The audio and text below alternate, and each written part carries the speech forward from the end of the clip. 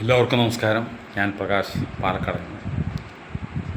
പലതവണ പറഞ്ഞിട്ടുള്ളൊരു കാര്യം തന്നെയാണ് ഞാനിപ്പോൾ പറയാൻ പോകുന്നത്. അതായത് നമ്മുടെ ഗ്രൂപ്പിൽ സൂപ്പർ സ്പീക്കേഴ്സ് വാട്സപ്പ് ഗ്രൂപ്പുകളിൽ ദിവസേനയുള്ള ഒരു ടാസ്ക് വളരെ ചെറുതായിട്ട് തോന്നും, പക്ഷേ അത് തുടർച്ചയായിട്ട് ചെയ്യുകയാണെങ്കിൽ അതിൻ്റെ റിസൾട്ട് നാം പ്രതീക്ഷിക്കുന്നതിലും അപ്പുറമായിരിക്കും. അതായത് ഡെയിലി ടോപ്പിക്കുകളിൽ 3 മിനിറ്റ്, മിനിമം 3 മിനിറ്റ് സമയമെങ്കിലും സംസാരിക്കാറുണ്ട്. ഞാൻ 2020 മെയ് മാസത്തിലാണ് തമിഴ് സൂപ്പർ സ്പീക്കർ ഗ്രൂപ്പിൽ അംഗമാകുന്നത്.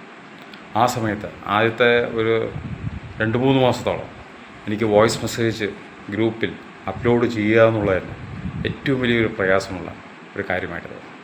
ആ ഗ്രൂപ്പിൽ ജോയിൻ ചെയ്തതിന് മുമ്പ് വാട്സപ്പിൽ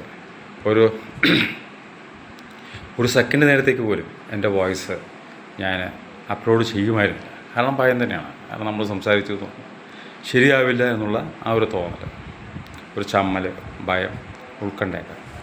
അപ്പോൾ ഗ്രൂപ്പിൽ നിർബന്ധമായിട്ടും നമ്മൾ ചെയ്യണമെന്നല്ലോ ചെയ്യേണ്ടിയിരുന്നത് കൊണ്ട് ഞാൻ വളരെ പ്രയാസപ്പെട്ടുകൊണ്ടാണ് തമിഴ് ഗ്രൂപ്പിൽ ആദ്യകാലങ്ങളിൽ ഞാൻ ടോപ്പിക്കിൽ സംസാരിച്ചിട്ടുണ്ട്.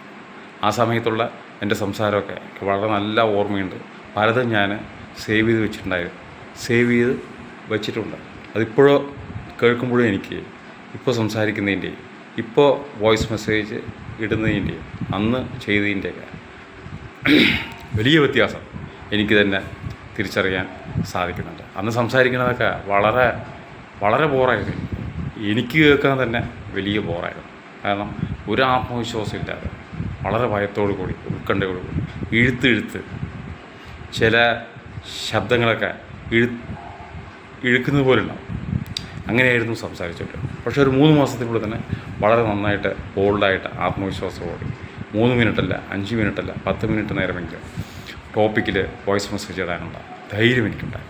പിന്നീട് ഇങ്ങനെ മാസങ്ങൾ, വർഷങ്ങൾ പല തരത്തിലുള്ള ടോപ്പിക്കുകളിൽ സംസാരിച്ച് ഏത് സന്ദർഭത്തിലും ഏത് ഒരു ടോപ്പിക്കിനെക്കുറിച്ച് സംസാരിക്കുവാൻ എന്നോട് ആവശ്യപ്പെട്ടാലും അത് മാനേജ് ചെയ്യുവാൻ സാധിക്കുമെന്നുള്ള ധൈര്യം അല്പാൽപമായിട്ട് എനിക്കിങ്ങനെ ഡെയിലി ടോപ്പിക്കിൽ വോയിസ് മെസ്സേജ് ഇടുന്നത് കൊണ്ട് എനിക്ക് ലഭിക്കുകയും ചെയ്തു.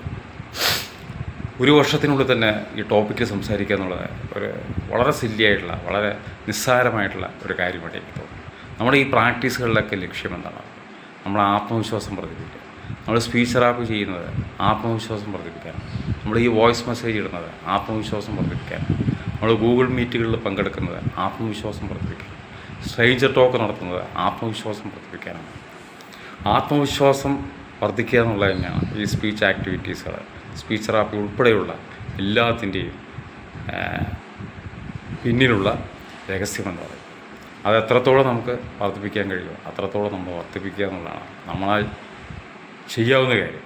അപ്പോൾ വളരെ നിസ്സാരമെന്ന് തോന്നിപ്പിക്കുന്ന ഈ ഒരു പ്രാക്ടീസ്, അത് 3 മിനിറ്റ് നേരം ഡെയിലി ടോപ്പിക്ക് സംസാരിക്കുക എന്നുള്ളത്, അതൊരു കാലാന്തരത്തിൽ, അതായത് ഒരു 6 മാസം, 1 വർഷം, 1.5 വർഷം, 2 വർഷമൊക്കെ നമ്മൾ തുടർച്ചയായിട്ട് ഡെഡിക്കേഷനോടുകൂടി നമ്മളത് ചെയ്യുകയാണെങ്കിൽ അതിൻ്റെ റിസൾട്ട് നമ്മുടെ ആത്മവിശ്വാസത്തിലും നമ്മുടെ സംസാരത്തിലും പ്രതിഫലിക്കുമെന്നുള്ള കാര്യത്തിൽ യാതൊരു സംശയവുമില്ല. അതും വളരെ ചെറിയ പ്രായത്തിൽ, ഒരു 10-20 വയസ്സുള്ള സമയത്തൊക്കെയാണ് ചെയ്യുന്നതെങ്കിൽ അതിൻ്റെ റിസൾട്ട് അത്ഭുതാവഹമായിരിക്കും. ഞാനൊക്കെ 47 വയസ്സായിട്ട് ലേറ്റായിട്ടാണ് ഞാൻ ഈ ഗ്രൂപ്പിൽ വരുന്നതും ഈ സ്പീച്ച് തെറാപ്പിയും മറ്റ് ആക്ടിവിറ്റീസിലൊക്കെ ചെയ്യാൻ തുടങ്ങുന്നത്. നമ്മുടെ ഗ്രൂപ്പിലൊക്കെ ഉള്ളത് കൂടുതലും യുവാക്കളാണ്. അവർ ഇത് ആത്മാർത്ഥമായിട്ട് ചെയ്യുകയാണെങ്കിൽ അവർക്ക് ആ പ്രാക്ടീസിനുള്ള അർഹിക്കുന്ന റിസൾട്ട് തീർച്ചയായും അവരെ തേടിയെത്തുമെന്നുള്ള കാര്യത്തിൽ യാതൊരു സംശയവുമില്ല. എല്ലാവർക്കും ആശംസകൾ നിർത്തുന്നു. നന്ദി, നമസ്കാരം.